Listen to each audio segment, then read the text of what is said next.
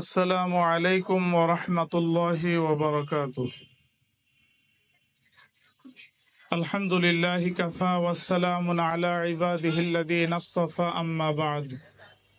ফাআউযু বিল্লাহি মিনাশ শাইতানির রাজীম। বিসমিল্লাহির রহমানির রহিম।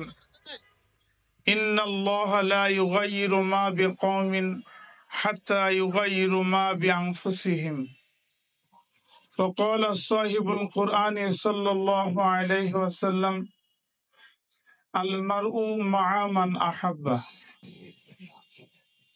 আজকের ইসলামী বইমেলার 19শে ডিসেম্বর এশার নামাজের পরে আয়োজিত আলোচনা অনুষ্ঠানে আল্লাহ রাব্বুল আলামিন আমাদেরকে আসার বসার এবং কিছু আলোচনা শোনার তৌফিক দান করেছেন। সর্বপ্রথম মহান রব্বে কারীমের দরবারে শুকরিয়া আদায় করছি, আলহামদুলিল্লাহ। প্রিয় সুধী, আজকে আমি গুরুত্বপূর্ণ একটি বিষয় আপনাদের সামনে আলোচনা করার নিয়ত করেছি ইনশাআল্লাহ। যে বিষয়টি আমি আলোচনা করার জন্য নির্ধারণ করেছি, এই বিষয়টি আমি জেনে বুঝে পড়াশোনা করে এবং বর্তমান সময়ের প্রয়োজনকে সামনে রেখে আমি উপস্থাপন করার চেষ্টা করব ইনশাআল্লাহ। আজকে আমার আলোচ্য বিষয় হলো মুসলিম উম্মাহ বর্তমানে যেই পরিস্থিতির মধ্যে যে অবস্থার সম্মুখীন, এর থেকে আমাদের উত্তরণের পথ কি, এর পদ্ধতি কি এবং করণীয় কি। সম্মানিত সুধী, যদি খুব ভালো করে চিন্তা করা যায়, আল্লাহ রাব্বুল আলামিন যে আমাদেরকে সৃষ্টি করেছেন, আমাদের যে শরীর, এই শরীরের দুইটি অংশ আছে। একটি অংশ হলো অঙ্গ প্রত্যঙ্গ, আরেকটি অংশ হলো রূহ বা আত্মা। একজন শিশু যখন ছোটবেলায় মায়ের গর্ভ থেকে দুনিয়াতে আসে, তখন থেকে আমাদের পরিবেশ, আমাদের পরিবার পরিজন এই সন্তানের বেড়ে ওঠার জন্য, তার সুস্বাস্থ্যের জন্য, তার সুন্দর জীবন পদ্ধতির জন্য যেই ধরনের খাবারের প্রয়োজন, যেই ধরনের পরিচর্যার প্রয়োজন, আমাদের মা, আমাদের বাবা, আমাদের আত্মীয় স্বজন সকলেই আমাদের পিছনে কষ্ট করেছেন।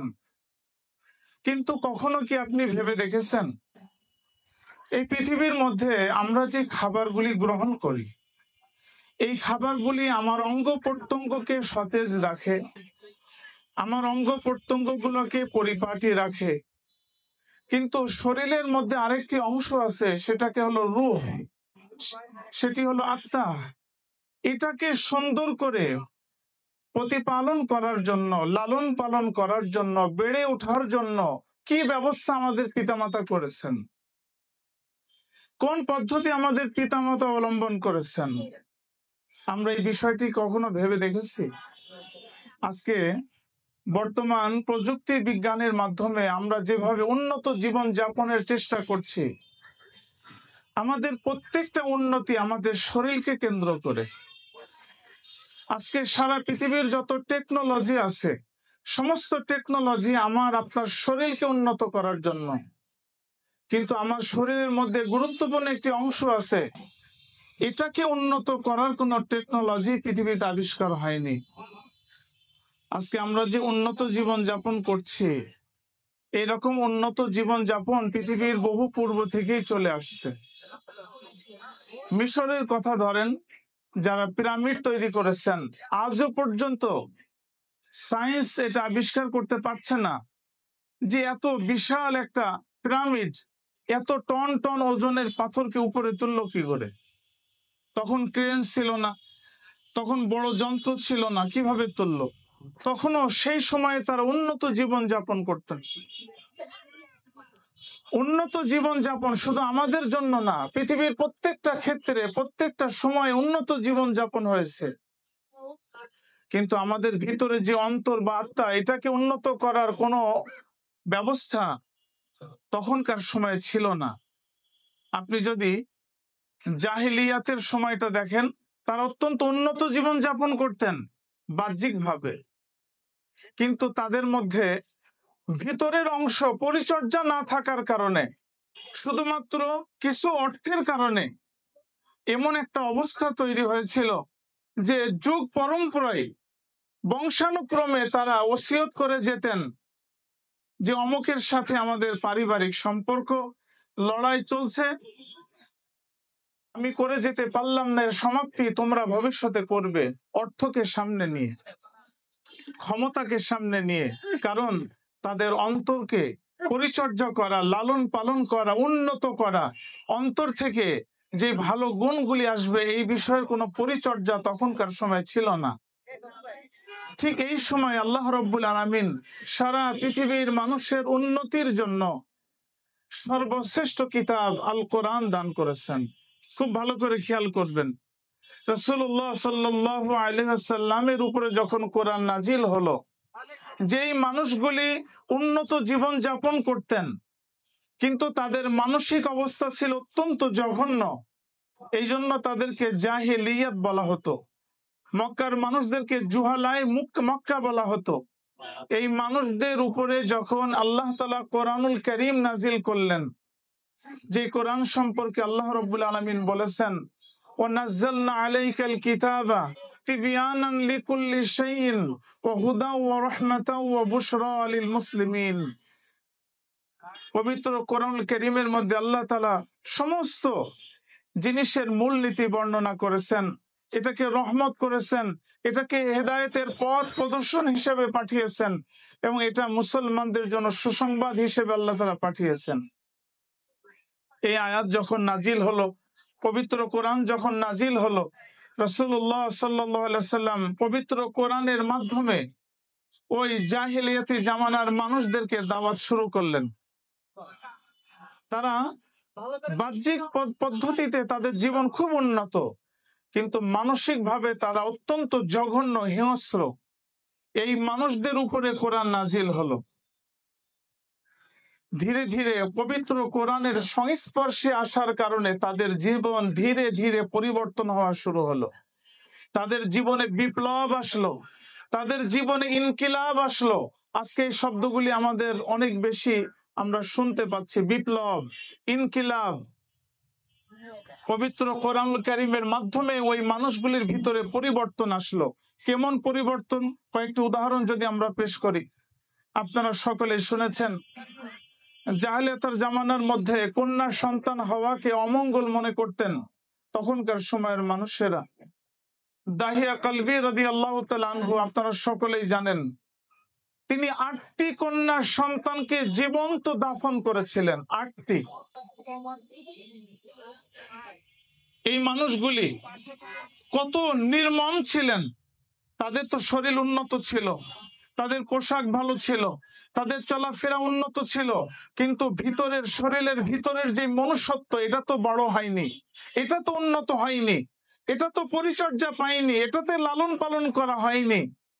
যখন কোরআনুল কারীম নাজিল হলো, নবী আলাইহিস সালাতু ওয়াস সালাম তার সংস্পর্শে যখন ধীরে ধীরে ওই মানুষগুলি আসা শুরু করলেন, দাহিয়া কালবি রাদিয়াল্লাহু তাআলা আনহু আসলেন, নবী আলাইহিস সালাতু ওয়াস সালামের মজলিসে আসলেন, এসে বলছেন, ওগো রাসূল, আমার যেই জঘন্যতম অপরাধ, যেই কন্যা সন্তানকে আল্লাহ তাআলা আমাদের জন্য জান্নাতের উপকরণ করেছিলেন, এই রকম কন্যা সন্তান 8টি কন্যা সন্তানকে আমি জীবন্ত দাফন করেছি।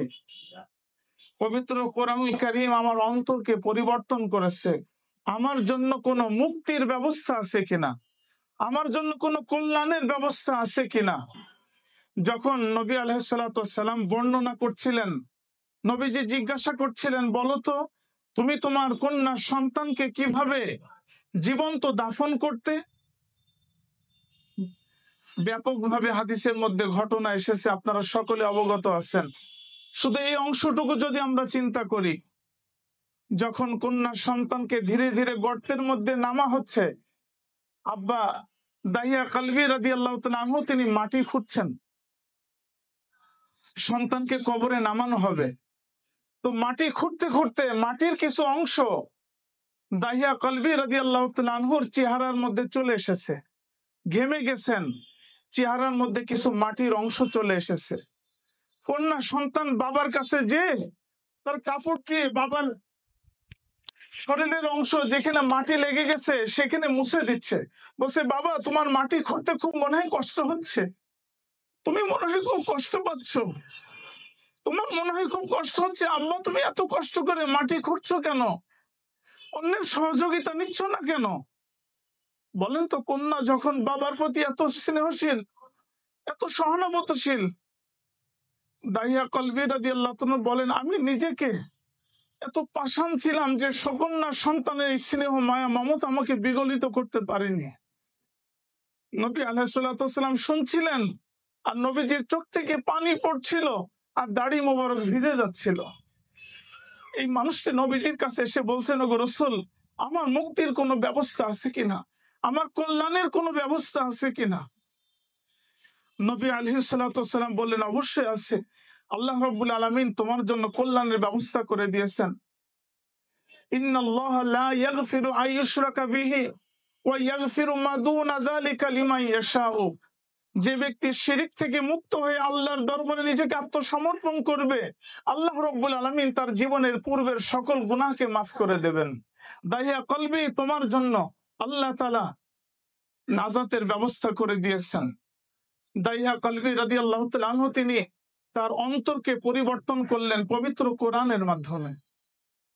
তার ফজিলত হয়েছে, জিবরিল আমিন আলাইহিস সালাতু ওয়াস সালাম যতবার ওহী নিয়ে আসতেন নবীজির কাছে, সব থেকে বেশি যেই মানুষের আকৃতি ধারণ করে তিনি নবীজির কাছে আসতেন, তিনি ওই সাহাবী দাহিয়া কলবি রাদিয়াল্লাহু তাআলা আনহু, যার মুক্তির ব্যবস্থা আল্লাহ রাব্বুল আলামিন পবিত্র কোরআনের মাধ্যমে তৈরি করে দিয়েছেন।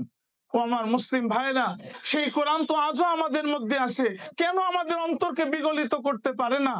কেন আমাদের কন্যা সন্তান হসপিটালে ডাস্টবিনের মধ্যে পড়ে থাকে? কেন আমাদের কন্যা সন্তান হওয়ার কারণে ডাক্তার অ্যাবর্শন করে? সেই মনুষ্যত্ব কোথায় আমাদের? সেই কোরআন তো আজও আছে, কেন সারা পৃথিবীর মুসলিমদের মধ্যে কোরআন বিপ্লব তৈরি করতে পারছে না? তার কারণ হলো সাহাবায়ে কেরাম কোরআনকে যেভাবে গ্রহণ করেছেন, আমরা কোরআনকে সেভাবে গ্রহণ করতে পারিনি। কোরআন আজও আছে, ওই বাণী আজও আছে, ইনকিলাব আজও আছে, বিপ্লব আজও আছে, কিন্তু ওই কোরআন আমার জীবনে কোনো বিপ্লব তৈরি করতে পারে নাই। প্রিয় হাজিরিন, প্রিয় ভাইরা আমার, যদি আমার জীবনে বিপ্লব তৈরি না হয়, সারা পৃথিবীর মধ্যে কোনোদিন ইসলামী বিপ্লব কায়েম হবে না। কারণ বিপ্লব কাদের দিয়ে হবে? আমাদের দিয়ে হবে। পরিবর্তন আমাদের দিয়ে হবে, ইনকিলাব আমাদের দিয়ে হবে। আল্লাহ রাব্বুল আলামিন ইনকিলাবের জন্য আল কোরআনকে দান করেছেন। এরকম একটা উদাহরণ আপনাদের সামনে পেশ করলাম। আরেকটা উদাহরণ যদি দেখেন, যেই মানুষের মধ্যে কোনো সহানুভূতি ছিল না, দয়া ছিল না, মহব্বত ভালোবাসা ছিল না, এই মানুষটা কোরআনের বরকতে পরিবর্তন হলেন কিভাবে? বদরের যুদ্ধ, কিছু সাহাবায়ে কেরাম আহত হয়েছেন, একদম শেষ পর্যায়ের দিকে পৌঁছে গেছেন। অনেক দূর থেকে কিছু সাহাবায়ে কেরাম পরিচর্যা করার জন্য পানি নিয়ে মস্ক হাতে তারা ঘুরছেন। মৃত্যু পথযাত্রী কোন সাহাবীর যদি পানির প্রয়োজন হয় তো পানি তাকে খাওয়ানো হবে। অনেক দূর থেকে একজন সাহাবী ডেকে উঠলেন, প্রচন্ড পিপাসা লেগেছে, যদি কোনো ব্যক্তি পানি খাওয়াতে পারতেন। যেই সাহাবী পরিচর্যা করছেন তিনি দৌড়ে চলে গেলেন, হাতে মস্ক, পানির মস্ক। সাহাবীর মুখে হাতের অজলে পানি ঢালবেন, এমন সময় পার্শ্ব থেকে একজন ভাই আবার চিৎকার করে উঠলেন, প্রচন্ড পিপাসা, কেউ কি পানি খাওয়াতে পারবেন? খুব ভালো করে খেয়াল করেন, যার হাতের অঞ্জলির মধ্যে পানি ঢালবেন, পানি পড়বে, তিনি খাবেন শেষ মুহূর্তে। যখন তার কানে আওয়াজ আসলো, এক ভাই ডাকছে যে আমার পানির প্রয়োজন, তখন এই ভাই বললেন, আমি তো মৃত্যু পথযাত্রী, দেখেন না আমার ওই ভাইয়ের পানির কোনো প্রয়োজন আছে, আপনি একটু যান। কোন মানুষটা এই কথা বললেন? যেই মানুষটা সামান্য কিছু অর্থের জন্য যুগ যুগ ধরে ওসিয়ত করে যেতেন যে আমি প্রতিশোধ গ্রহণ করতে পারলাম না, তোমরা প্রতিশোধ নিও। ওই মানুষগুলি পবিত্র কোরআনের বরকতে এমন পরিবর্তন হলেন যে তারা বলছেন যে আমার পানির প্রয়োজন নাই, আমার ওই ভাইকে আপনি পানির ব্যবস্থা করে দেন। এই পরিবর্তনটা কে করলো? তার অন্তরে। কে অন্তরের মধ্যে পরিবর্তন কিভাবে আসলো? ওই ভাইয়ের কাছে যখন গেলেন সাহাবী, তাকে পানি অঞ্জলির মধ্যে পানি দেবেন, আবার একজন চিৎকার করে আসলেন। হাদিসের কিতাবে 7 জন সাহাবীর কথা এসেছে, প্রত্যেকটা সাহাবী অন্য সাহাবীর পানির জন্য তাদেরকে পাঠালেন যে ভাই অমুক ভাইয়ের কাছে আপনি যান। সাহাবী বর্ণনা করেন, যখন সপ্তম ব্যক্তির কাছে গেলাম তাকে পানি খাওয়াবো, ইতিমধ্যে তিনি মৃত্যুবরণ করেছেন, শাহাদত বরণ করেছেন। একে একে আমি আবার পুনরায় প্রথম ব্যক্তির কাছে ফিরে আসলাম। সপ্তম, ষষ্ঠ, পঞ্চম করতে করতে প্রথম ব্যক্তির কাছে এসে দেখলাম একজন ব্যক্তিও দুনিয়াতে বেঁচে নাই। অন্য ভাইকে পানি পান করানোর এই খেদমতের বরকতে দুনিয়ার থেকে তিনি বিনা পানিতে তৃষ্ণার্ত অবস্থায় শাহাদতের অমীয় সুধা তিনি পান করেছেন। এই যে আত্মত্যাগ, এই আত্মত্যাগ তাদেরকে কে শিখালো? পবিত্র কোরআন তাদেরকে শিখিয়েছেন। এটা গেল পুরুষ মানুষদের মধ্যে পরিবর্তন। একজন মায়ের মধ্যে ইনকিলাব আসবে, বিপ্লব আসবে, তাদের জন্য আল্লাহ রাব্বুল আলামিন পবিত্র কোরআন রেখেছেন। যদি আপনি কোরআনুল কারীমের ইতিহাস পড়েন, একজন মহিলা, একজন কন্যা, একজন মা, একজন স্ত্রী পবিত্র কোরআন থেকে কিভাবে নিজেকে পরিবর্তন করেছিলেন। আম্মা জান আয়েশা রাদিয়াল্লাহু তাআলা আনহার কথা যদি দেখেন, আজকে আমাদের ইসলামিক এই বই মেলার মধ্যে সিরাতে আয়েশা আছে। আপনারা মেহেরবানি করে কিতাবটা কিনবেন, আমাদের বোনের আপনার মায়েরা কিনবেন। সিরাতে আয়েশা দেখবেন একজন কন্যা আম্মা জান আয়েশা রাদিয়াল্লাহু তাআলা আনহা আমাদের ইসলামের জন্য কত বড় নিয়ামত। 6 বছর বয়সে বিবাহ হয়েছে, 9 বছর বয়সে নবীর সাথে সংসার শুরু হয়েছে, 18 বছর বয়স অবস্থায় নবীজি ইন্তেকাল করেছেন, মাত্র 9 বছর সংসার জীবন পেয়েছেন। এই আম্মা জান আয়েশা রাদিয়াল্লাহু আনহার মাধ্যমে ইসলামের কত বড় উপকার হয়েছে। নবীজির জীবনের 2600 হাদিস, 2600 হাদিস, যে হাদিসগুলি কেউ বর্ণনা করেন নাই, আমরা কোনোদিন জানতে পারতাম না, এই হাদিসগুলি আম্মা জান আয়েশা রাদিয়াল্লাহু তাআলা আনহার মাধ্যমে আল্লাহ তাআলা আমাদেরকে জানিয়েছেন। নবীজির ভিতরগত আমল, নবীজির ভিতরের জীবন আমাদেরকে আম্মা জানের মাধ্যমে প্রকাশ করেছেন। 9 বছর বয়সের একটা মেয়ে, তার কতটুকু জ্ঞান থাকতে পারে, কতটুকু বুঝ থাকতে পারে, কিন্তু পবিত্র কোরআন তাকে পরিবর্তন করেছেন। কেমন পরিবর্তন? আব্দুল্লাহ ইবনে জুবাইর রাদিয়াল্লাহু তাআলা আনহু বলেন, আমার খালা আম্মা জান আয়েশা রাদিয়াল্লাহু তাআলা আনহার কাছে আমি গেলাম, আম্মা জান আমার কিছু সম্পদ আছে, স্বর্ণ রূপা মুদ্রা আছে, আমি আপনাকে এটা হাদিয়া দিয়ে দিলাম। আম্মা জান আয়েশা রাদিয়াল্লাহু আনহা বললেন, আব্দুল্লাহ ইবনে জুবাইর তোমার এই সম্পদ দিয়ে আমি কি করব? কারণ এমন অবস্থায় নবীজির ইন্তেকাল হয়েছেন, আমার ঘরে নবীজি থাকা অবস্থায় ইন্তেকাল হয়েছে, আমার ঘরে 7টি স্বর্ণ মুদ্রা ছিল। নবী আলাইহিস সালাতু ওয়াস সালাম যখন বারবার জ্ঞান হারাচ্ছিলেন, আমাকে বলছিলেন, আয়েশা তুমি 7টি স্বর্ণ মুদ্রা দান করে দাও, যাতে আমি আল্লাহ তাআলার দরবারে রিক্ত হস্তে যেভাবে এসেছিলাম সেভাবে আমি আল্লাহ তাআলার দরবারে ফিরে যেতে পারি। প্রিয় হাজিরিন, বলেন তো আল্লাহ তাআলার পক্ষ থেকে কোনো সম্পদ নিয়ে পৃথিবীতে আমরা এসেছিলাম? নবীজি বলেন আমি যেন রিক্ত হস্তে ফিরে যেতে পারি। নবীজি কথা বলে অজ্ঞান হয়ে গেলেন। আম্মা জান নবীজির পরিচর্যাতে ব্যস্ত হয়ে গেলেন। নবীজি আবার হুশ আসলো। সহিহুল বুখারীর কিতাবুল মাগাজির শেষ অধ্যায়ের মধ্যে হাদিস, নবীজি প্রথম জ্ঞান ফিরেই জিজ্ঞাসা করলেন, আয়েশা তুমি কি স্বর্ণ মুদ্রাগুলি দান করেছো? আম্মা জান বললেন, ওগো রাসূল আমি তো ব্যস্ত হয়ে গিয়েছিলাম, আমি তো দান করতে সুযোগ পাইনি। নবীজি বললেন, আয়েশা তুমি দ্রুত দান করে দাও। সর্বশেষ এক স্বর্ণ মুদ্রা থাকা পর্যন্ত নবীজি স্থির হতে পারছিলেন না। আম্মা জান বললেন, আব্দুল ইবনে জুবায়ের যে স্বর্ণ মুদ্রা সামান্য থাকাকে নবীজি পছন্দ করেন নাই, এই তোমার স্বর্ণ মুদ্রা দিয়ে আমি কি করব? আব্দুল ইবনে জুবায়ের রাদিয়াল্লাহু তাআলা আনহু বললেন, খালাজান আপনি এগুলা মানুষকে দান করে দেন। তখন আম্মা জান আয়েশা রাদিয়াল্লাহু তাআলা আনহার ঘরে কোনো খাবারের ব্যবস্থা নাই, কোনো পানীয়ের ব্যবস্থা নাই। তিনি খাদেমাকে বললেন এগুলি দান করে দাও। দান করতে করতে যখন সন্ধ্যা হয়ে গেল, খাদেমা বলল, আপনি আজকে রোজা ছিলেন, সন্ধ্যার সময় ইফতারি করবেন, এমন তো কোনো খাবারের ব্যবস্থা নাই। যেই স্বর্ণ মুদ্রা আপনাকে হাদিয়া দেওয়া হয়েছিল তার থেকে যদি একটাও রেখে দিতেন, তাহলে আপনার সন্ধ্যার সময় ইফতারির ব্যবস্থা হয়ে যেত। আম্মা জান আয়েশা রাদিয়াল্লাহু আনহা বললেন, কেন তুমি এ কথা সকালবেলা মনে করিয়ে দিলে না? সম্পদের প্রতি কোনো মোহ তো আমার ছিল না, কেন তুমি মনে করিয়ে দিলে না? হইতে পারে একটা স্বর্ণ মুদ্রা রাখতাম, ইফতারের ব্যবস্থা হতো। যেহেতু কোনো স্বর্ণ মুদ্রা নাই, কোনো ইফতারের ব্যবস্থা নাই, চলো আল্লাহর নামে কিছু পানি খাই, তো আগামীকালকে আবার রোজা রাখার নিয়ত করি, আজকের তৃষ্ণার্ত জান্নাতের শরবতের দ্বারা আল্লাহ তাআলা পূরণ করে দেবেন ইনশাআল্লাহ। এই পরিবর্তন 9 বছরের মেয়ের মধ্যে কে আনলো? 18 বছরের কন্যার মধ্যে কে আনলো? আল কোরআন এনেছে। কারণ আল্লাহ রাব্বুল আলামিন পবিত্র কোরআনুল কারীমের মধ্যে বলেছেন, ফামান কানা ইয়ারজু লিকা আল্লাহ, যে ব্যক্তি আল্লাহ তাআলার সাথে সাক্ষাৎ করতে চায় সে যেন দুনিয়ার জীবনে নেক আমল করে, শিরক মুক্ত জীবন যাপন করে। এই দুইটা সম্বল যদি কোনো মুসলমানের থাকে, তো সম্পদ থাকলেই কি আর না থাকলেই কি, দরিদ্র হলেই কি আর সম্পদশালী হলেই কি, আমার তো টার্গেট একটা, যে আল্লাহ রাব্বুল আলামিনের সেই দিন আল্লাহ তাআলার সামনে দাঁড়িয়ে আমি যেন লজ্জিত না হয়ে যাই। এই শিক্ষাই তো কোরআন আমাদেরকে শিখিয়েছে। একজন কন্যার মধ্যে ইনকিলাব আসবে কোরআনুল কারীমের মাধ্যমে। শুধু মানুষের মধ্যে কোরআন পরিবর্তন করে না, জিন জাতিদের মধ্যে আল্লাহ তাআলা কোরআনের মাধ্যমে তাদের পরিবর্তন করেছিলেন। আজকে জিন জাতিকে আমরা দেখি না। দেখেন, আল্লাহ তাআলা তাদেরকে শক্তি দিয়েছিলেন, প্রথম আসমান পর্যন্ত জিনেরা উঠে যেতে পারত।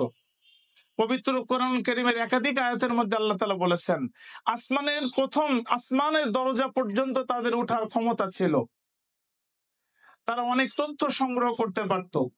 কিন্তু যখন কোরআনুল কারীম নাজিল হলো, তখন আল্লাহ তাআলা তাদেরকে রেস্ট্রিকশন করে দিলেন, বাধা দিয়ে দিলেন, তারা আর উঠতে পারবে না। তখন জিন জাতিরা চিন্তা করলো, এতদিন পর্যন্ত আমরা যে আসমানের তথ্য সংগ্রহ করতাম, আজকে কেন আমরা পারছি না? এটা তথ্য অনুসন্ধান করো। সারা পৃথিবী সফর করলো।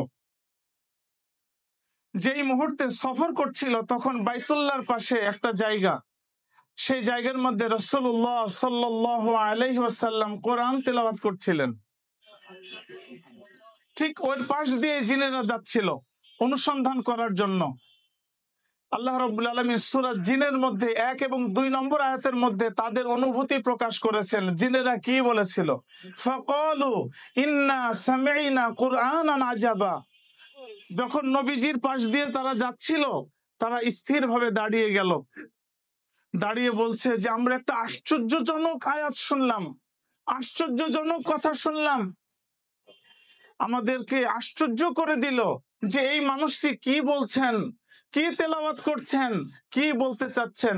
ইয়াহদি ইলা রুশদি ফাআমান্না বিহি ওয়ালান নুশরিকা বিরাব্বিনা আহাদা, যে এই কোরআন তো আমাদেরকে পথ দেখাবে আল্লাহর প্রতি, আমরা আল্লাহ তাআলার সাথে কখনো শিরিক করব না। জিনদেরকে পর্যন্ত তাদের ভিতরে পরিবর্তন করে দিয়েছে পবিত্র কোরআন। রাসূলুল্লাহ সাল্লাল্লাহু আলাইহি সাল্লামের হাতে হাত দিয়ে তারা মুসলমান হলো। একটা জিন জাতিদেরকে কোরআন পরিবর্তন করে দিচ্ছে, কিন্তু আমাকে কেন করছে না? এই প্রশ্ন কখন আমরা করেছি? কখন নিজেকে জিজ্ঞাসা করেছি কেন কোরআন আমাকে পরিবর্তন করতে পারছে না?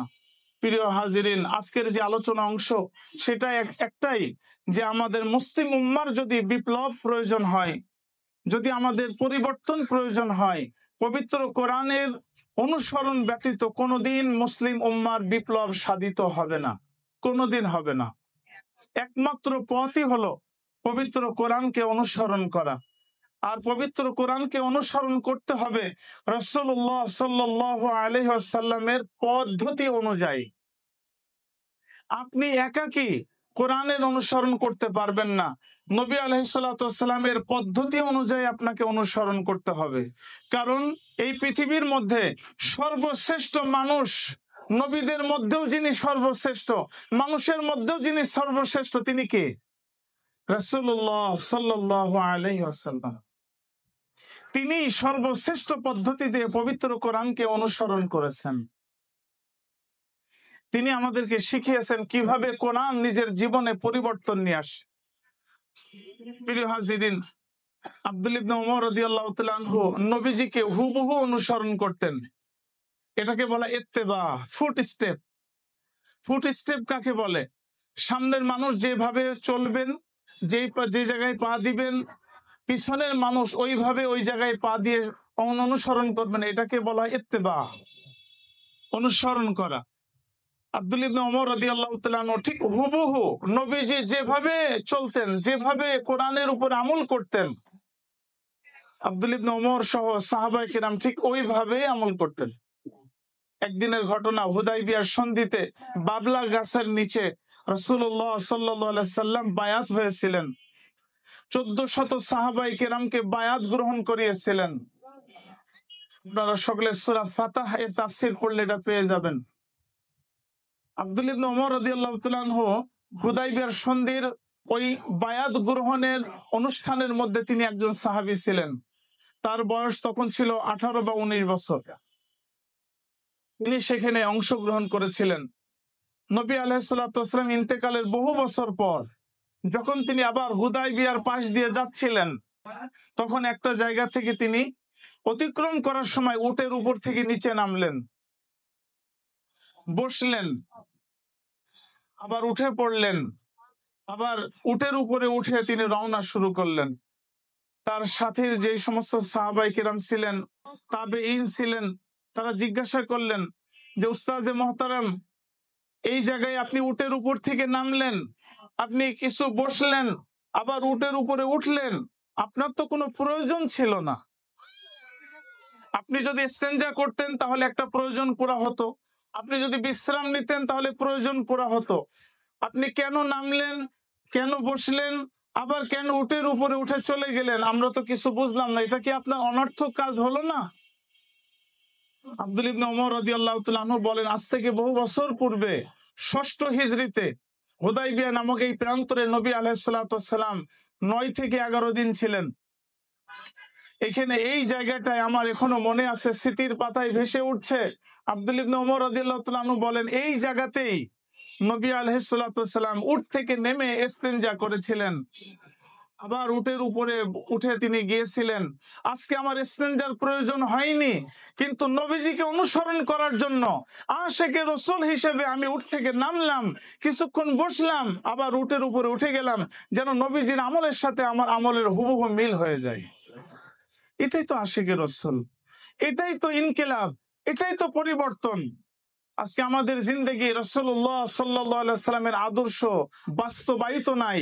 জ্ঞান চর্চার মধ্যে থাকতে পারে, প্রাতিষ্ঠানিকভাবে থাকতে পারে, আদর্শ আমার জীবনে বাস্তবায়িত তো কম।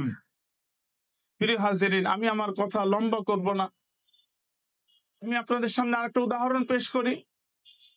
মানুষ পবিত্র কোরআনের মাধ্যমে রাসূলুল্লাহ সাল্লাল্লাহু আলাইহি সাল্লামের সংস্পর্শে যে পরিবর্তন হয়। মুসাব ইবনে উমাইর রাদিয়াল্লাহু তাআলা আনহু তিনি স্টাইলিশ সাহাবী ছিলেন, ধনী মানুষের সন্তান ছিলেন। যখন তিনি ইসলাম গ্রহণ করলেন, পরিবারের পক্ষ থেকে তাকে অফার দেওয়া হলো, তুমি যদি মুসলমান হও তাহলে রিক্ত হস্ত হবে, তুমি যদি ঈমান থেকে ফিরে আসো যাবতীয় সম্পদের মালিক তুমি হবে, দুইটার যে কোনো একটা তোমাকে বেছে নিতে হবে। আজকে আমাদের সামনে দরিদ্রতার ভয় আছে, চাকরি হারানোর ভয় আছে, আমাদের মাঝে মানুষের তিরস্কারের ভয় আছে, যার কারণে কোরআনের আয়াতের উপরে আমরা আমল করতে পারছি না। অনেক ক্ষেত্রে রাসূলের আদর্শের উপরে আমরা আমল করতে পারছি না অনেক ক্ষেত্রে। কিন্তু ঈমান যার মধ্যে পরিবর্তন তৈরি করে দিয়েছেন, যার ভিতরে আল কোরআন তার অন্তরকে পরিবর্তন করে দিয়েছেন, তাকে জাগতিক কোনো ভয় কখনো ইসলাম থেকে, সত্য পথ থেকে বিচ্যুত করতে পারবে না। তার একটা উদাহরণ পেশ করি। আমি যখন রাজশাহী বিশ্ববিদ্যালয়ের প্রথম বর্ষের ছাত্র, আমাদের বিশ্ববিদ্যালয়ে একজন বিখ্যাত শিক্ষক ছিলেন মুশফিক স্যার, সকলে আপনারা চেনেন তাকে। তিনি অনেক বড় আল্লাহর ওলি ছিলেন। আমরা স্যারের সংস্পর্শে থাকতাম, যেতাম, কথা শুনতাম। ধীরে ধীরে আমাদের ইসলাম সম্পর্কে কিছু বুঝ আসলো, আমাদের বন্ধুদের মধ্যেও পরিবর্তন আসলো, বুঝ আসলো। ধীরে ধীরে আমাদের সুন্নতি পোশাক, নবীজির আদর্শ, হাদিসের মধ্যে নবীজি বলেছেন আমার উম্মতের 10টি বৈশিষ্ট্য দেখে উম্মতকে চেনা যাবে। তার মধ্যে একটা বৈশিষ্ট্য হলো কসসুস শাওয়ারিব ওয়া আউফুল লুহা। আমার উম্মতের মুসলিমের বৈশিষ্ট্য হলো তাদের গোঁফ খাটো হবে, দাড়ি লম্বা হবে। এটা উম্মতে মুসলিমার একটা বৈশিষ্ট্য। এবং নবী আলাইহিস সালাতু ওয়াস সালাম এটাকে আদেশ করেছেন, আউফুল লুহা, দাড়ি লম্বা করো, ও কসসুস শাওয়ারিব, গোঁফকে ছোট করো। তো নবীজির আদর্শ ভিতরে যখন মানুষের পরিবর্তন হয়, পৃথিবীর কোনো ভয় মানুষকে বিচ্যুত করতে পারে না। তো আমার বন্ধু যখন বাড়িতে গেলেন, তার বাবা মা তাকে দেখে আশ্চর্য হয়ে গেলেন যে একজন বিশ্ববিদ্যালয়ের ছাত্র, সে কেন সুন্নতি পোশাক পরবে, সে কেন 5 ওয়াক্ত নামাজ পড়বে, কেন দাড়ি রাখবে। এটা তো বাবা মা অনেক সময় মেনে নিতে পারে না, এটা জেনারেল পরিবারে এরকম থাকে। তো আমার বন্ধুকে তার আব্বা তাকে আলটিমেটাম দিল যে 1 সপ্তাহ তোমাকে সময় দিলাম, তোমাকে পূর্বের রূপে ফিরে যেতে হবে। তুমি বিশ্ববিদ্যালয়ে ভর্তির সময় যেই রকম তোমার অবকাঠামো ছিল, তোমার বৈশিষ্ট্য ছিল, সেরকম তোমাকে হয়ে যেতে হবে। একদম আমার বাস্তব জীবনের ঘটনা। তো 1 সপ্তাহের মধ্যে তোমাকে আগের মতো পরিবর্তন হতে হবে। 1 সপ্তাহ পার হয়ে গেছে। বলেন তো, কোরআন এবং নবীজির আদর্শ যার অন্তরকে পরিবর্তন করে, পৃথিবীর কোনো ভয় তাকে বিচলিত করতে পারবে? কোনো বঞ্চনা, কোনো লাঞ্ছনা, কোনো তিরস্কার তাকে বঞ্চিত করতে পারবে না। তো 1 সপ্তাহ পার হয়ে গেছে, যেহেতু বিশ্ববিদ্যালয়ের ছুটি ছিল, বাড়িতেই সে অবস্থান করছে এবং সে কোরআন শেখা শুরু করে দিয়েছে। 1 সপ্তাহ পার হয়ে গেছে, তার বাবা তাকে বাজারে নিয়ে গেছে, সেলুনের দোকানে নিয়ে গেছে, সেলুনের দোকানে বসাইছে, বসায় বলছে এই মুহূর্তে তোমাকে দাড়ি কর্তন করতে হবে, যদি না করো এই মুহূর্তে তুমি আমার বাড়ি থেকে বের হয়ে যাবে, তোমাকে আমি ত্যায্য পুত্র করবো, কোনোদিন তুমি আমার বাড়িতে প্রবেশ করতে পারবে না। বাবা সন্তানকে ধমক দিচ্ছে, তিরস্কার করছে।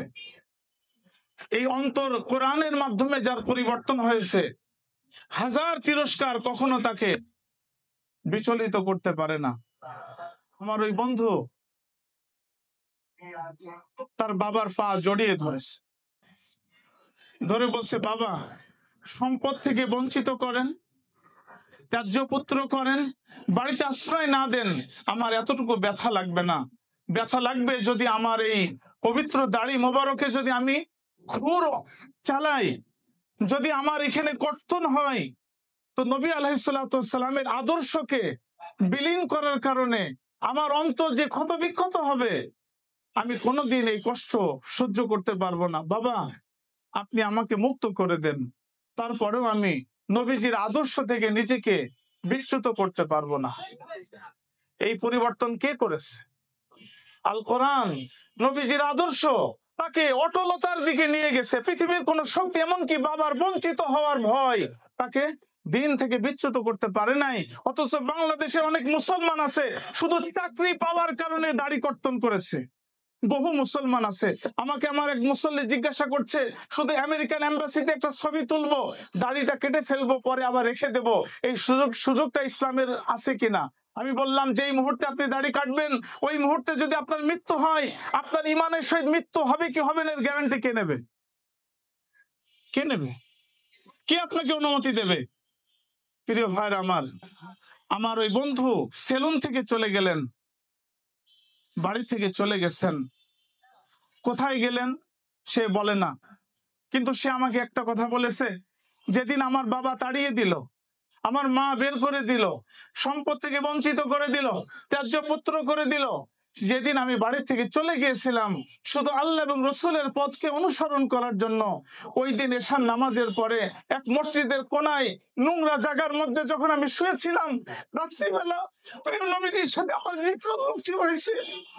নবীজি আমাকে বলেছেন, তুমি রসুলের আদর্শের উপরে অটল ছিলে, কিয়ামতের ময়দানে রসুলের কাফেলার মধ্যে আল্লাহ তাআলা তোমার নাম অন্তর্ভুক্ত করে দেবেন ইনশাআল্লাহ। এটা ভাইরা আমার, এটাই তো আদর্শ, যে আদর্শ মানুষকে বিচ্যুত করতে পারে না। যে কোরআনের আদর্শ মানুষকে কোনোদিন বঞ্চিত করতে পারে না, কোনোদিন তাকে তাড়িয়ে দিতে পারে না। তার অন্তরের মধ্যে এমন ইনকিলাব তৈরি হয়, এমন পরিবর্তন তৈরি হয়, তার অন্তর এমন ভাবে আল্লাহর মহাব্বতে পূর্ণ থাকে, পৃথিবীর মানুষের বঞ্চনা, গঞ্চনা, লাঞ্ছনা তাকে কখনো ইসলাম থেকে দূরে সরাইতে পারে না। আজকে কেন মুসলমান নিজেকে পরিবর্তন করতে পারছে না? কেন? আপনি বলবেন টেকনোলজি নাই, এর মিথ্যা কথা। আপনি বলবেন মুসলমানদের বিজ্ঞান থেকে তারা দূরে গেছে, এই জন্য তাদের উন্নতি হচ্ছে না, মিথ্যা কথা। কারণ জাবির ইবনে হাইয়ান এরকম যত আপনার ইবনে সিনা আজ পর্যন্ত তারা হোমোসেপিয়েন্সের যে কিতাবগুলি লিখেছেন, ডাক্তারের যে বিদ্যা কিতাবগুলি লিখেছেন, আজও পর্যন্ত কোনো অমুসলিম আজও পর্যন্ত মেডিকেল সায়েন্স এই কিতাব লিখতে পারে নাই। তাদেরকে ইসলাম পরিবর্তন করেছিল, আমাদেরকে কেন করে না? তার কারণ হলো আমাদের জ্ঞান বিজ্ঞানের সাথে আমাদের মনুষ্যত্ব পরিবর্তন করার জন্য আল কোরআনের সাথে কোনো সম্পর্ক নাই। সাহাবায়ে কেরাম কোরআনের প্রত্যেকটা আয়াতের উপরে আমল করতেন, যেদিন থেকে শুনেছেন সেদিন থেকে আমল করতেন। রাসূলুল্লাহ সাল্লাল্লাহু আলাইহি ওয়াসাল্লামের উপরে সূরা মায়েদা নাজিল হলো, ইয়া আইয়ুহাল্লাযীনা আমানু ইন্নামাল খামরু ওয়াল মাইসিরু ওয়াল আনসাবু ওয়াল আজলাম রিজসুম মিন আমালিশ শাইতান ফাজতানিবুহু লাআল্লাকুম তুফলিহুন। আল্লাহ তাআলা তোমাদের জন্য মদকে হারাম করেছেন, জুয়াকে হারাম করেছেন, অ্যাস্ট্রোলজিস্টের কাছে যে ভাগ্য গণনাকে আল্লাহ তাআলা হারাম করেছেন, কোন বস্তুর কাছে ভাগ্য গণনা করাকে আল্লাহ তাআলা হারাম করেছেন, এগুলা ছেড়ে দাও। আনাস ইবনে মালিক রাদিয়াল্লাহু তাআলা বলেন, সহিহুল বুখারীর কিতাবুত তাফসীর অধ্যায়ের মধ্যে এসেছে, আনাস ইবনে মালিক বলেন, আমার হাতে মদের পেয়ালা ছিল, আমার আব্বা আবু তালহা রাদিয়াল্লাহু তাআলার হাতে মদের গ্লাস ছিল, আমি মদ ঢালছিলাম, আমার আব্বা জানের গ্লাসের মধ্যে মদ ঢালছিলাম। হঠাৎ করে একজন ব্যক্তি আমাদের বাড়ির পাশ দিয়ে ঘোষণা দিচ্ছে, আলা ইন্নাল খামরা কদ হুররিমাত, জেনে রাখো আল্লাহ তাআলা মদকে এই মুহূর্তে হারাম করে দিয়েছেন। আবু তালহা রাদিয়াল্লাহু তাআলা বলছেন, আনাস বাইরে যে দেখো কে বলে, কে আওয়াজ দেয়, তুমি যাও। আনাস ইবনে মালিক রাদিয়াল্লাহু তাআলা আনহু বাইরে যেয়ে বললেন, নবীজির একজন সাহাবী ঘোষণা করছেন যে আল্লাহ তাআলা এই মুহূর্তে আয়াত নাজিল করেছেন, মদকে আল্লাহ তাআলা হারাম করে দিয়েছেন, নেশাকে আল্লাহ তাআলা হারাম করে দিয়েছেন, জুয়াকে আল্লাহ তাআলা হারাম করে দিয়েছেন। আনাস ইবনে মালিক রাদিয়াল্লাহু তাআলা আনহু তার বাবাকে এসে বলছে, আমরা কি করব? আর আবু তালহা রাদিয়াল্লাহু তাআলা বলেন, কোরআন নাজিল হয়েছে, আমল শুরু হবে। আনাস গ্লাসগুলি ভেঙে ফেলো, জগগুলি ভেঙে ফেলো, মশকগুলি ফেলে দাও, আর যতগুলি বড় বড় মটকার মধ্যে মদ আছে, নেশা আছে, মদিনার গলির মধ্যে ফেলে দাও। ফেলে দেওয়া হলো। পুরা মদিনা পানি বৃষ্টি হলে যেরকম জমে যায়, মদের দ্বারা জমে গিয়েছিল। যেদিন আয়াত নাজিল হয়েছে সেদিন থেকে আমল শুরু হয়েছে। আজকে বাংলাদেশের 18 কোটি 20 কোটি মুসলমানের দেশে আমরা তো সকলে জানি আল্লাহ তাআলা নেশাকে হারাম করেছেন। কেন আমাদের যুব সমাজ নেশার থেকে বাঁচতে পারছি না? কেন? কারণ আল কোরআন আমাদেরকে পরিবর্তন করতে পারে নাই। আমরা পরিবর্তন গ্রহণ করিনি, আমাদের জীবনে বিপ্লবকে গ্রহণ করিনি, ইনকিলাবকে গ্রহণ করিনি। কারণ আমরা শুধু জাগতিক শিক্ষার দ্বারা আমাদের শরীরকে গঠন করেছি, শরীরের ভিতরে যে রূহটা আছে এটাকে আমরা গঠন করিনি, লালিত পালিত করিনি, লালন পালন করিনি। এই জন্য প্রিয় হাজিরিন, কথা আমি লম্বা করব না, কথা অনেক লম্বা হয়ে গেছে। আমার আলোচ্য অংশ যেটুকু ছিল সেটা হলো, আমার আপনার জীবনে যদি পরিবর্তন আনতে হয়, জাগতিক কোনো শিক্ষার দ্বারা কোনো পরিবর্তন আসবে না। আমার পরিবর্তন করতে হলে আমাকে আল কোরআনুল কারীমের পথে অনুসরণ করতে হবে। এই জন্য একজন মুসলমান ছোট থেকেই বিশুদ্ধভাবে কোরআন তেলাওয়াতের অভ্যাস তৈরি করতে হবে। দ্বিতীয় নম্বর, একজন মুসলমান শুদ্ধভাবে কোরআন তেলাওয়াতের পাশাপাশি শুদ্ধভাবে সঠিকভাবে পবিত্র কোরআনের অনুবাদ পড়ার অভ্যাস তৈরি করতে হবে। প্রতিদিন 1 আয়াত হলেও, 2 আয়াত হলেও, 5 আয়াত হলেও বিশুদ্ধ অনুবাদ পড়তে হবে। আজকে এখানে যত প্রকাশনী আছে, প্রকাশনীতে যে সমস্ত পবিত্র কোরআনে অনুবাদ করা হয়েছে এগুলো অনেক বিশুদ্ধ, অনেক সুন্দর সুন্দর। আপনারা এখান থেকে কিনবেন। সম্পর্ক তৈরি করতে হবে। পবিত্র কোরআনের অনুবাদ আপনারা পড়লেই বুঝতে পারবেন। পবিত্র কোরআনুল কারীমের মধ্যে 6236টি আয়াত আছে, তার মধ্যে মাত্র 530টি আয়াত এটা হচ্ছে বিধান, হালাল হারাম জায়েজ না জায়েজ। এই 530টি আয়াত বুঝতে উলামায়ে কেরামের শরণাপন্ন হইতে হবে, কারণ এটা বিধান, এটা ডিপলি, এটা এখান থেকে বের করে আনতে হবে, নিজে নিজে বোঝা যায় না। বাদ বাকি 5500 আয়াত আপনি সরাসরি পবিত্র কোরআন পড়েই তার থেকে শিক্ষা গ্রহণ করতে পারবেন। তাহলে পবিত্র কোরআন হচ্ছে পাওয়ার হাউস। আপনি প্রত্যেকদিন যদি তেলাওয়াত করেন আর অনুবাদ পড়েন, আপনার অন্তরে একটা পাওয়ার হাউসের মতো একটা পাওয়ার তৈরি হলো, ভিতরে পরিবর্তন তৈরি হলো, ধীরে ধীরে আপনার শক্তি তৈরি হলো।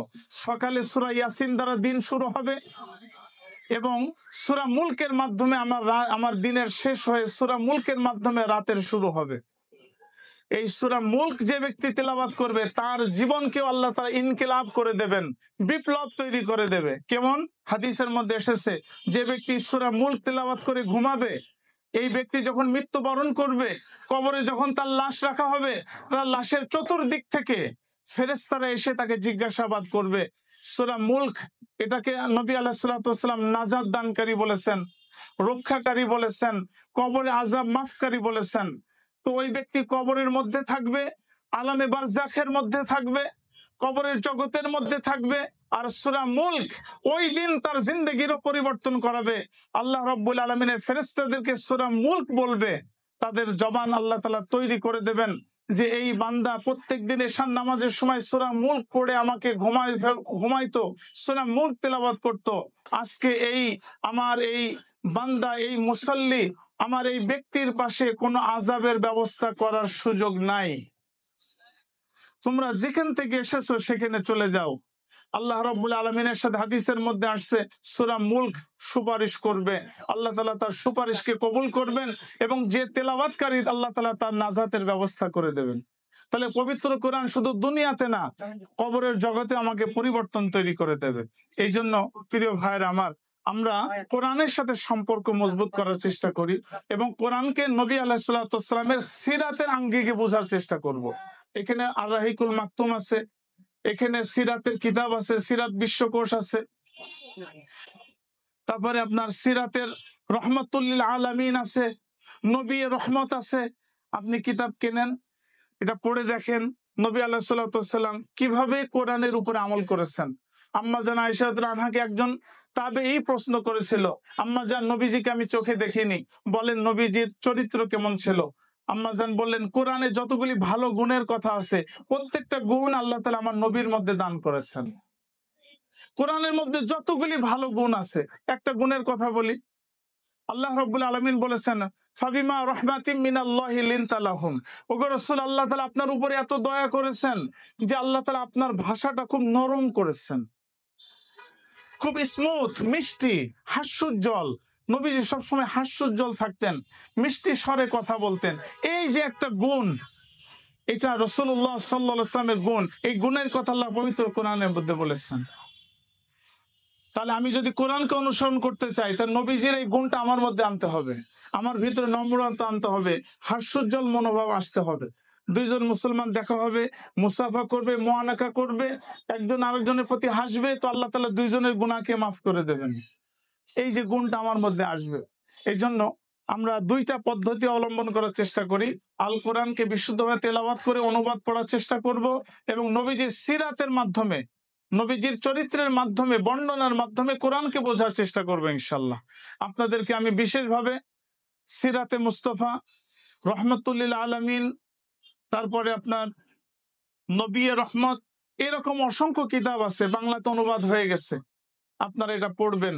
বিশেষ করে আপনারা যদি রহমাতুল লিল আলামিন পড়েন, আবুল হাসান আলী নদভী রহমতুল্লাহ লিখেছেন, আপনি কল্পনার জগতে হারিয়ে যাবেন। মাত্র 1 খণ্ডের মধ্যে এত সংক্ষেপে নবীজির বিস্তারিত সিরাত কোন লেখক লিখেছে বলে আমার জানা নাই।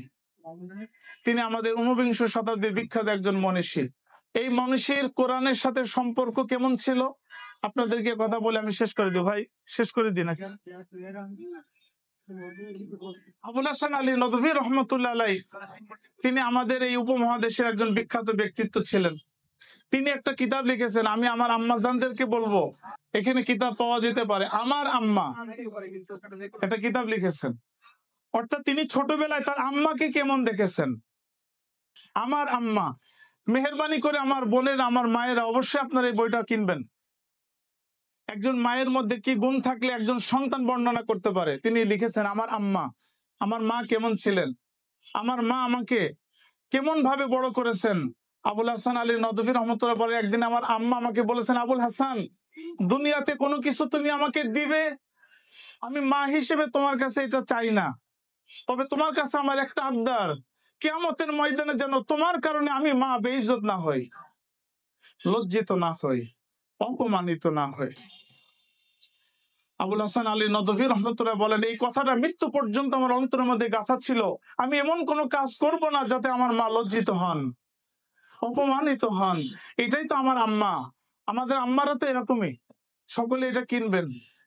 তিনি কোরআনের সাথে এমন মজবুত সম্পর্ক ছিল, কোরআনের সাথে গভীর ভালোবাসার সম্পর্ক ছিল। 1999 সাল তিনি সকাল 11টার সময় গোসল করেছেন। তার শুক্রবার অভ্যাস ছিল সর্বপ্রথম 11টার সময় গোসল করে সূরা ইয়াসিন পড়তেন, এরপরে সূরা কাহাফ পড়তেন, এরপরে তিনি মসজিদে যেতেন। আর অন্যান্য দিনের অভ্যাস হচ্ছে ফজরের নামাজের সময় সূরা ইয়াসিন পড়তেন। আবুল হাসান আলী নদভী রহমতুল্লাহ আলাইহি ওই 1999 সালের একদিন শুক্রবার সকাল 11টার সময় একটু অসুস্থ ছিলেন। তিনি খাদেমকে বললেন, আমার গোসলের ব্যবস্থা করে দাও। গোসল করানো হলো, সুন্দর পরিপাটি পোশাক পরিধান করলেন, তিনি পবিত্র কোরআন কারীম খুলে বসলেন, তেলাওয়াত করছেন। প্রতিদিনের অভ্যাস মতো তিনি সূরা ইয়াসিন তেলাওয়াত করছেন। করতে করতে এই আয়াতে পৌঁছে গেছেন, ইন্নামা তুনযিরু মান ইত্তাবা'a যিকরা ওয়া খাশিয়া রাহমানা বিল গায়ব ফাবাশশিরহু বিমাগফিরাতিন ওয়া আজরিন কারীম। যারা আল্লাহকে ভয় করে, যারা আল্লাহর প্রতি একনিষ্ঠ ঈমান রেখেছে, আপনি তাদেরকে ক্ষমা এবং উত্তম পুরস্কারের ঘোষণা দেন। কারীম শব্দ শেষ হয়েছে, সঙ্গে সঙ্গে তিনি ঈমানের সহিত মৃত্যুবরণ করেছেন। তাহলে কোরআনের সাথে সম্পর্ক করলে আল্লাহ তাআলা জীবনকেও পরিবর্তন করেন, তার মৃত্যুটা ঈমান অবস্থায় হওয়ার সম্ভাবনা তৈরি হয়। এজন্য আমরা এই দুইটা জিনিসকে আঁকড়ে ধরবো তো ইনশাআল্লাহ, তাহলে আমাদের জীবন পরিবর্তন হবে, মুসলিম উম্মাহ পরিবর্তন হবে, ইনকিলাব আসবে। আল্লাহ তাআলা আমাদের সবাইকে পবিত্র কোরআন এবং নবীজির আদর্শের উপরে সঠিকভাবে জীবন যাপন করার তৌফিক দান করেন। আমার কথা যদি আপনারা কেউ কষ্ট পেয়ে থাকেন, তাহলে আন্তরিকভাবে আপনারা ক্ষমা করবেন।